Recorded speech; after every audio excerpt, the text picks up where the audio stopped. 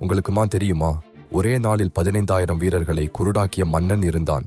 கிம்பி ஐஃபியோன் 14 Byzantine பேரரசன் 2ஆம் பசில் புல்கேரிய கொலையாளி என்ற பயங்கரமான செயலை செய்தான். கிளீடியன் போரில் அவன் புல்கேரிய வீரர்களை தோற்கடித்தான். வெற்றிக்குப் பிறகு நடந்தது மிகவும் கொடூரமானது. 15,000 சிறைப்பிடிக்கப்பட்ட வீரர்களின் கண்களை குருடாக்க உத்தரவிட்டான். ஆனால் 100 பேருக்கு ஒருவனுக்கு ஒரு கண்ணை மட்டும் விட்டான், மற்றவர்களை வீட்டுக்கு அழைத்துச் செல்ல. இந்த பயங்கரமான காட்சியை பார்த்த புல்கேரிய மன்னன் சாமுவேல் அதிர்ச்சியில் இறந்தான். அவனது குருடான வீரர்கள் தடுமாறி வீடு திரும்பினர். இந்த ஒரே செயல் புல்கேரியாவின் சுதந்திரத்தை 200 வருடங்களுக்கு முடிவுக்கு கொண்டு வந்தது. பசில் ஐரோப்பாவின் மிகவும் பயங்கரமான ஆட்சியாளனானான். குருடான வீரர்கள் பைசண்டைன் சக்தியின் நடமாடும் நினைவு சின்னங்களாக மாறினர்.